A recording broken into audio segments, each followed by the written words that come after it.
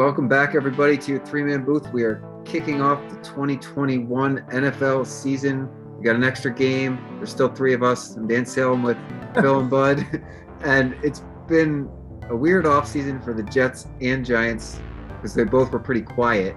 So Bud took a mental vacation from football, and he didn't miss much.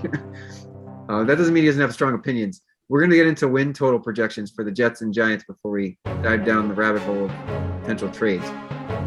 Any first comments, guys, before we kind of dive into our teams?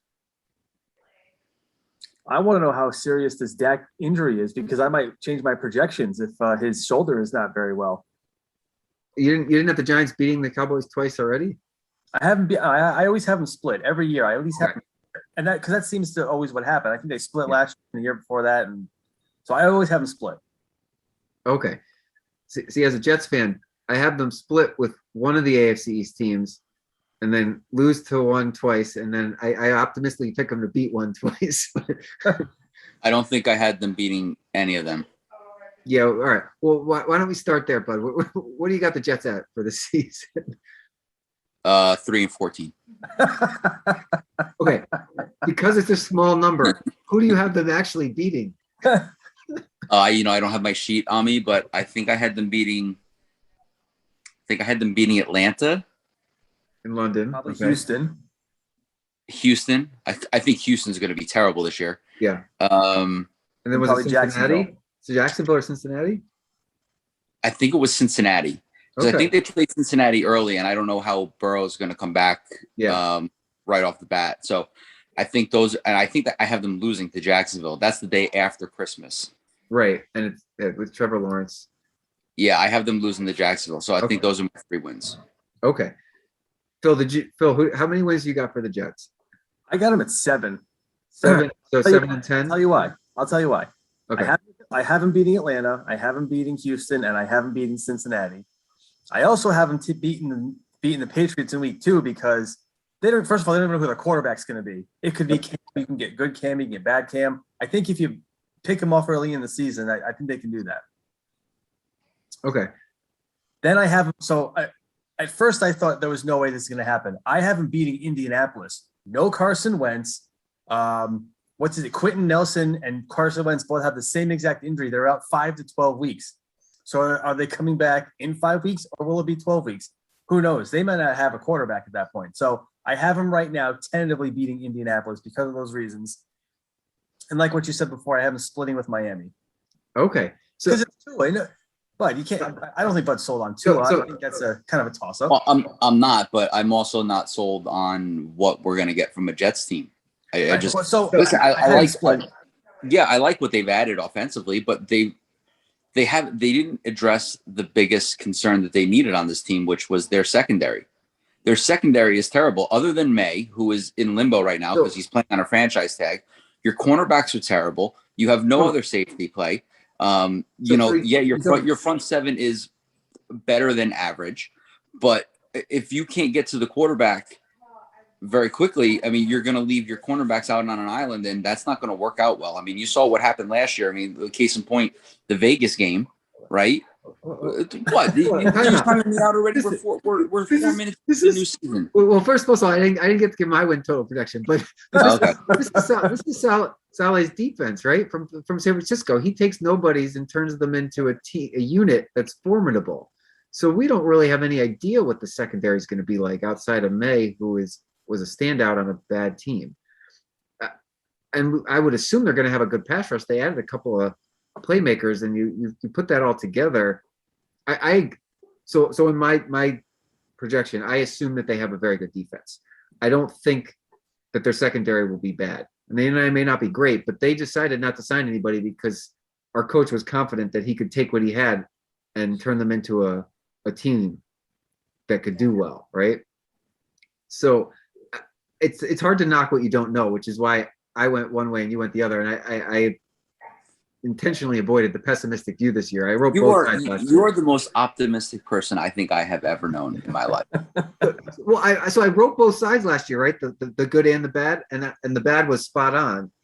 So I didn't want to write the bad this year, so I wrote the good. So how many wins do you have them at? I thought that they can win 10 games and make the playoffs. That's the peak of this team. I'm not sure it's going to happen, but it can happen. I had them beat who Phil had. I had them actually beat Miami twice. I had them beat the Patriots once. I had them beat Indy. I had them beat Cincinnati. They lose to New Orleans and Tampa Bay. They lose to Buffalo twice.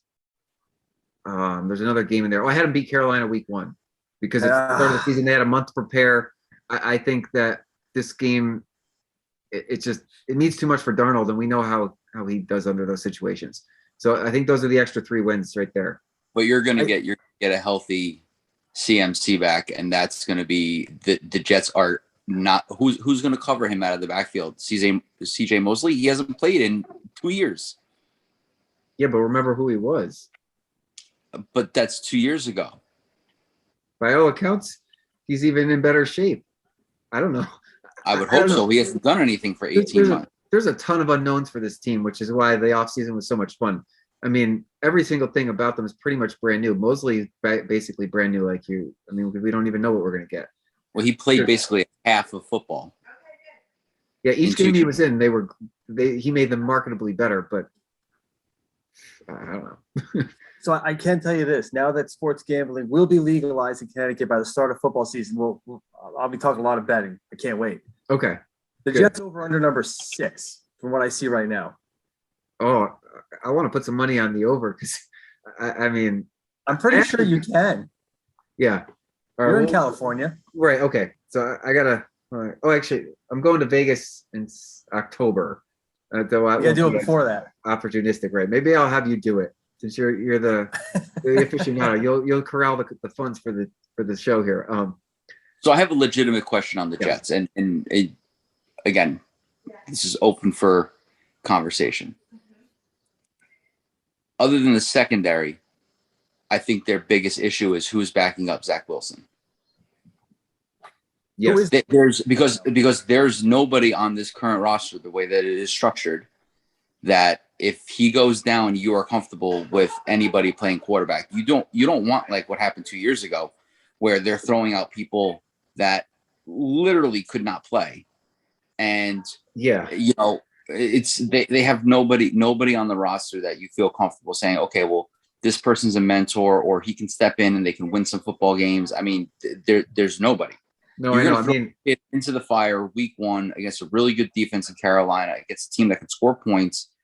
And I think they're waiting. I don't think they're going to sign a guy to back him up until they absolutely have to. Just like the Colts didn't have anybody behind Wentz. They were hoping they wouldn't need anybody. But why don't they go out and get Nick Foles? I mean, they can get him for like a 6th round pick right now. I mean, Chicago is going to be desperate to get rid of him. They already have Andy Dalton. They just I don't know. That's a good question. Drafted Fields. I mean, what is the point? Why do you have Nick Foles there? I mean, he's a lame duck. He's going to be carrying a clipboard. Yeah. Trade him to the Jets, and at least there's a veteran backup presence where if something were to happen to Zach Wilson, or you needed to sit him down for a quarter or a game because he feels like he's not there yet, at least you have somebody who you can throw in there. But my only guess is that they want to keep this team as young as possible, and they're kind of happy with their backup quarterback, even if they have no game experience like Wilson. I mean, that's the only thing I can figure is that they like their backup, despite the fact that he has no experience, but half the team has no experience. The coach had no coaching experience as a head coach. So it's kind of one of those open book situations, and they might not want to add a man that is way older than the entire team. I don't know. I mean, I get that, but that's like playing Russian roulette. I mean, it's like, yeah, and this team is obviously famous for doing it. So it's one of these situations where, as a Jets fan, obviously I'm not, because I'm just not an optimistic person, but there are people out there that think that Zach Wilson is going to be the next guy, and they believe in Saleh's stance, and they like what he's been able to do and everything else. I mean, to put all of the pressure on the quarterback and not have anything. Yeah. But my prediction is not predicated on him starring. It's just predicated on him playing good. I mean, he's going to have a bad game. He's going to make rookie mistakes. I just think that the team's complete enough. They got a lot of wide receiver depth, a lot of offensive line depth, things that they were desperately lacking. And the other parts of the team weren't awful. They just got overplayed. But hold on, serious question. How do we pronounce our coach's name? Because my name is Salem, and his name is Saleh. So I'm inclined to pronounce it similar to my own name, but people mispronounce my last name frequently. How are we pronouncing this guy's last name? I thought you pronounced it Rob Saleh. Okay, Saleh. Okay, and I get Salem a lot, but my name is Salem, so I'm inclined to read Salem. Salem, right? Because of Salah, so it's Sale. So I say Salem, and so I read his name. I say Saleh. I say because I want to make the A. Anyways, okay. So I just want to be consistent with how we're saying it on the show. We both said it differently. I was like, oh crap, Salah. All right, I'll defer to you because I don't get to listen to the New York media talk about him. I think it's Robert Saleh. Salah. Okay. Too. Okay, very good. We'll come back to the Jets. Let's talk about the Giants for a minute. Their division just seems to be crumbling around them. So I love it. Reasonably high on the Giants, except that they didn't address their biggest concerns, similar to the Jets, in that their offensive line worries me still. And I think they're gonna have a good defense. Phil, you're our Giants fan. You're sitting at MetLife right now. What's your outlook? Yeah. I will be sitting at MetLife in about 4 weeks. I'll tell you that right now. That will be happening. So realistically, I'm looking at this. I'm like, all right, let me go through the games they're not going to probably win. They're probably, again, I split with Dallas, so I always do that. They're probably not going to beat the Rams in LA. I'm sorry, in New York. They're not going to beat Kansas City. They're not going to beat Tampa Bay. And I have the loss of the Chargers. And then I have one more kind of down, game that they don't play very well. But all these other games, Denver, they can win that game. Atlanta, they can win that game. At New Orleans, week 4, you're not going to have Michael Thomas, and God knows who the quarterback's going to be. That's a winnable game, right? So that's at home against Carolina. Then they have Vegas. Then they have Philly, who's a dumpster fire. I don't care what anyone tells me. I know Bud's a little high on Jalen Hurts there, but give me a break. I'm not. At Miami. Then you play Dallas again, at Philly, at Chicago, and then you end at Washington. I mean, there's a lot of winnable games there. Yeah. Now, is it going to actually happen? Probably not, but I can see 10 games. I can see it. Will it happen? I don't know, but they're over under 7 in the desert there, so it's not that far off. So what are you picking them at? What number are you picking them at? 10? I have 10. Okay. I'm saying 10. What do you got, Bud? You had them. I was pretty close. I had them at 9 and 8. Yeah, their schedule could be hard or it could be soft. It's predicated on last year, and some of these teams turned over so hard. I don't know if Washington's going to be any good or not. But Washington has a great defense and not much change on the defensive side of the ball. So we're hoping for bad Fitzmagic, and that so the Washington game in week 2 is they have the first Thursday night game, so they're playing 2 games in 4 days here. So that's going to be interesting. So this division, I'll give you my score and my wins in a second. This division was won last season on the last week of the year, and it wasn't stolen. Dan, it was stolen on the last week of the year. Okay, and nobody dominated. They were all kind of blah. You think 9 or 10 wins can win the division for them this year? I mean, I know you're not high on the Cowboys, Phil, but I'm not. So again, we've all been monitoring Dak's coming back from we all watched it live. We all saw his ankle go in many different directions. Now he's got a shoulder thing going. It's like, all right, well, is he going to be 100%? Because we all saw when Dak goes down, that team crumbles. 100%. Is he going to make it out of September? I mean, well, right, and that's a legitimate question. So, I don't know. And then you go with Fitzmagic and the football team. I mean, come on, that's all I need to say about that. Yes, their defense is very, very good. Top 3 in the league easily. And then you have the Eagles, who Jalen Hurts, we don't know anything. We saw a small sample size, and Devonta Smith has already got a strained MCL in 3 days into minicamp or into training camp. Yeah, no, the Eagles feel like a 6-win team to me. You think the magic would run out for Fitzpatrick at some point? It has really not. He played great the last 2 years in Miami. Yeah, he did. He played great for a year and a half for the Jets too. I mean, did you read what he said to I forgot what magazine he said it to? The second year that he was with the Jets, he thought about retiring. He lost complete love for football.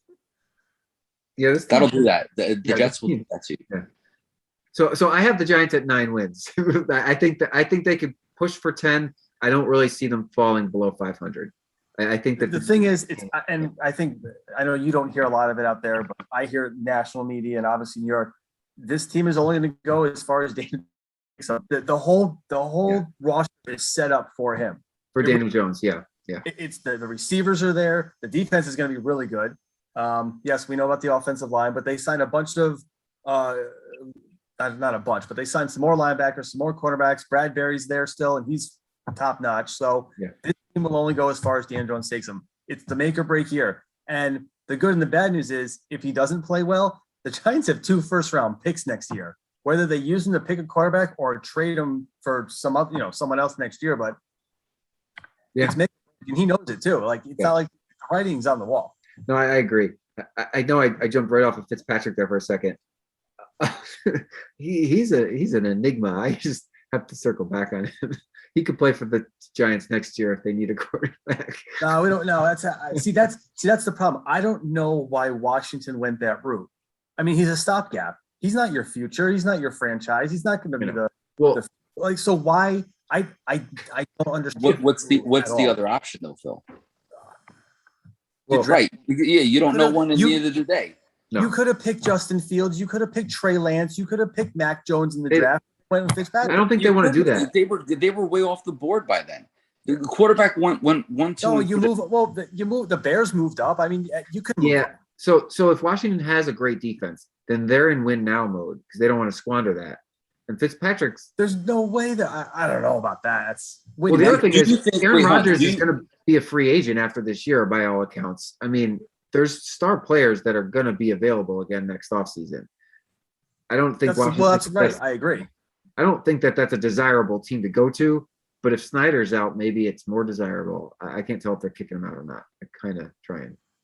Do you think that Ryan Fitzpatrick is comparable to Alex Smith? He's probably better. Okay, then you just answered the question. Yep. If you went to the playoffs last year with Alex Smith, who was basically on one leg, and you think Fitzpatrick is better than Alex Smith with that defense and the weapons that are around him, then you just said the exact reason why they signed him. No, then it makes their team better. The only team that if they're the same team as last year with a better quarterback, then the only team truly better than them right now is Tampa Bay that we know of. I mean, and I guess Green Bay, like, because everybody else. Well, my point was just like, what's the outlook? What about 2022? Is he going to be your quarterback for 2022? He's not going to play forever. No, he's not going to play forever. But like Dan said, if you think that you have a win now team, you want to go with a veteran presence at quarterback. Yeah, somebody who can control the huddle, control the team, has the voice of the room, and can go out there and make the throws and make plays. I mean, that's what you want. You don't want a rookie quarterback for that. No, I'll tell you, the soon-to-be-named Washington football team, whatever they're going to call themselves, always makes win-now moves. I think that they tried to draft a rookie 2 years ago and screwed it up so royally. I mean, they always sign the expensive veteran. They always play for now. It never works out for them, but that's what they do. Right. They didn't really go splashy this offseason. Sorry, Phil. I didn't mean to cut you off. No, they didn't go splashy. You're right. But they didn't reset either. So right. They obviously think they're the team to beat. I think that's what that says. They added Fitzpatrick. They think they're the team to beat over the Giants. And maybe it's just a case of he just has to be better than Alex Smith. I think he is. So, well, he's probably. I mean, he's got to be better than Daniel Jones and Dak Prescott to win. Well, I mean, he's been in the league for a long time. He's got the tenure. He's got the knowledge. So, if you want to go that route, then yes, then I would agree with. Now, does Washington have the receiving weapons for him to work with? I don't know.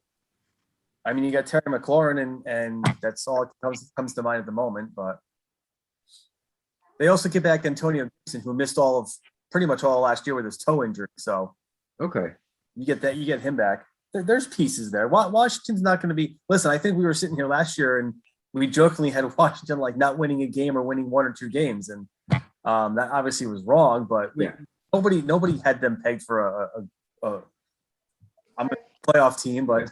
No one had like as a playoff team last year, and they just fell into it. We underestimated their defense, and that's why I see the Jets. That's my Jets' success is predicated on them having a good defense, because I think the offense is gonna go over its bumps and bruises. I mean, who's the Jets starting running back? It's not going to be Tevin Coleman, is it?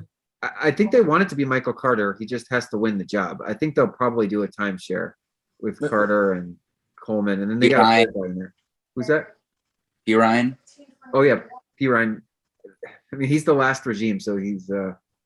But no, well, I will say this: the Jets do have a good wide receiver core. Yeah. You know, you got Mims, you got Moore, you got Corey Davis, right? Yeah, right, they signed Corey Davis, right? Right. Ty Johnson is another running back who looked decent at the end of last season in his limited time. Yeah, and they boasted the offensive line, right? Because now you got I can't think of his name. The guard that they drafted that they moved up. It was like the number Elijah one. Vera Tucker. Yeah, Vera Tucker. He's supposed to be great. So I mean, you know, let's hope that the left side of the line is now pretty firmly solidified for the next 10 years. So and Zach Wilson's got an arm. I mean, he can throw the ball. I mean, I've seen a couple of videos of him chucking it downfield. I mean, his arm strength is not the problem. It's just going to be whether or not he's going to be able to compete against really good defenses. I mean, he has never seen defenses like this playing at BYU. You know, it's different from playing Jacksonville State, and then you go to play, you know, Philadelphia. If they get him the protection, I was gonna say if they get him with the protection, by all accounts, Elijah Moore is just he just keeps dinging up the notch. That's going to be something to watch him to Moore. I'm excited. No, Elijah Moore's getting talked up a lot lately, so that might be that might have been a really good pick. What I would say is, listen, everyone complains about preseason football. I can't wait for preseason football again. And you guys get to watch Zach Wilson pretty much every game because maybe not every game, but he's going to be playing a ton. So you're going to get a pretty good indication of what to look forward to. It's not going to get one series and he's going to come out like most every other starting quarterback. He's going to get a lot of time. He better not, because they have the backup plan. But you got to put him in game situations though too. You can only do some practice. Well, there's only 3 preseason games this year, right? Right. So you'll play maybe 1.5 total quarter. 1.5. Right. You're not going to play that last game, obviously. Now, I've been an NFL Sunday Ticket subscriber for many years, and the Jets have sucked. I quit. I canceled. I quit. So I'm not going to be able to watch much of the Jets this year, except for on replay. How are you going to do this then? What? How are you going to do this? I can watch football. Just I'm not going to watch. How are you going to watch the Jets games? I'll watch. They do a great 10-minute recap of each game on NFL.com at the end of Sunday. So you can watch. He's going to fold. He's going to fold after 1 week. He's going to fold and he's going to resubscribe. You're going to have to, because that only shows the good stuff. I mean, you got to live through the misery. Trust me. This is the best mojo that our team could have. I'll just stay away and not give them my time like that. That's your problem. That's where you get this false sense of optimism. It's not real. Not real. They show them all the good highlights. Well, if they're going to be bad, why do I want to watch them suck? That's what I did last year. Have 34 seconds of Jet stuff, and everything else is either the defense or the other team. I should have canceled last year. I watched that debacle with Gase the whole season. Did he end up anywhere? No, he didn't end up anywhere, right? No, he did. I thought he went somewhere. I thought the coordinator. So I don't remember. Who cared? Did he go to Seattle? I feel like he went somewhere. Well, we'll have to look it up. I feel like he's somewhere. Yeah. Greg Williams doesn't have a job, though, I don't think. No, I don't think so. But the over-under is going to be 3 weeks. I'll take the under that he folds and gets Sunday ticket. I'll take the under too. I mean, he's going to go under. After that first week, let's say the Jets go out and beat the crap out of Carolina. He's signing up the next Monday morning. 100%. There's no doubt about it. I'll put money on that. Yeah, he's signing up. I'll put the mortgage on that. Okay. All right, we'll see what happens, I suppose, in that regard. I forgot what I was going to say. Oh, okay. Carson Wentz. I want to talk a little bit about these quarterbacks, right? Carson Wentz is out. Aaron Rodgers is, by all accounts, going to stay a Packer for this year. Yeah, I give Cam Newton 2 games. What are your That's why the Jets are playing in week 2. I think they're going to win that game. That might be the game that knocks Cam Newton out of the league. What I was thinking. I think that Cam gets a little bit more of a leash in New England than you think. I think that he's the quarterback. Well, it really is. It's Mac Jones, right? If he's ready, they'll bring him in. If he's not, they'll keep Cam going. Yeah, I mean, if I was in Indianapolis, you know what I would do? I would call Philip Rivers. I just saw something that right before he signed on that Rivers said he wouldn't rule out making one more crack at it. Really? Yeah. But didn't he sign a lucrative broadcasting deal already? No, that's Drew Brees. I think he's coaching his high school team. Oh, okay. I thought Drew Brees was doing something in broadcasting, but I think Drew Brees is working for NBC or something. Maybe that. During Sunday Night Football, then. Maybe. Yeah. So, that means that Rivers must have stayed in shape, thinking that a situation may arise for him. I mean, you can't just turn it on. But it's so weird. You might as well say Wentz will be back in 5 weeks or 100 weeks. Like, what's the difference? The Colts are 12 is a very large, broad range. The Colts are notorious for this. They did it. I was reading the thing. Like, they did it with Manning, and he ended up being out the whole year. They did it with Luck. He ended up being out the whole year. And now they're doing it with Wentz. I mean, I hope that he comes back, but I'm not particularly optimistic. I mean, 5 weeks from right now is what? Week 1 or week 2 of the season? It's week 1. So if he's 5 weeks, he's back for week 1. If he's out 12 weeks, he's on the PUP list, and he's not coming back until probably week 8. So he's missed half the season. So you got to figure out what your backup plan is there, because it's the same deal with the Jets. You have no backup. I listened. I'm not going to take credit for this, but I was listening to Greeny this morning, and they were talking about Nick Foles and how Nick Foles basically just mind screwed Carson Wentz. So you don't want to go after Nick Foles, which I agree. As a Jets fan, I would much prefer Nick Foles on my team. But who else do you go out and you trade for somebody? But then what do you do with Carson Wentz? I mean, you just signed him to a deal. He's still under contract. Yeah. They trade anyone. Because you're right. You're going to give up assets for hopefully what you're hoping is, a few weeks of the regular season you're going to miss. Right. They're probably going to go with this guy. Right, but they have a win now team, though. I mean, they won 12, 13 games last year, right? Mm-hmm. So, I mean, you can't go backwards at this point. You got rid of Philip Rivers. That's why I think Philip Rivers is the ideal situation. Even if he comes in for 5 or 6 weeks and Carson Wentz comes back and he's healthy, and then you give him a fond farewell, thanks for helping us out, and then he goes back to coach in high school. Well, he played for them last year. It's just a matter why not do that? It's just a matter of if he's in football shape, because he does know the offense well. He was there. But he can get in football shape. I mean, was he ever in football shape? Okay. I mean, he's got a month to. It's a tough ask. I mean, he was their quarterback last season, so at least he knows the whole playbook. It'd be easier than anybody else from any other team for him to come in. I'll give you that. Here's a question: does Deshaun Watson start week 1 on the Texans? I say no. Oh, sorry. What do you say? I say yes right now. As of today, I would say yes. So this is how ass backwards the NFL is. Okay, you have a guy on the Vikings who's just got accused of beating his girlfriend, and they released him immediately. He's off the team. He's gone. The Vikings did. You have Deshaun Watson, who's being accused by 20-something women of inappropriate behavior, and he's practicing like it's no big deal. There's a criminal investigation against him, and he's just going about his business. It's so ass backwards. Well, part of the reason he's in camp is because he'll get fined $50,000 a day that he's not there, and he's probably gonna need that money to pay settlements for all these lawsuits. Well, he's got some set of balls to even showing up. I'll tell you that. Let me ask you. So the Vikings chose to get rid of that player, right? The NFL didn't force them. I'm shocked the NFL didn't suspend Watson yet. Well, because there's nothing proven yet. It's all allegations at the moment. Okay, so here's another case in point. Trevor Bauer. Okay, right, Dan? Okay, Trevor Bauer is basically suspended indefinitely, and those are just allegations. Yeah.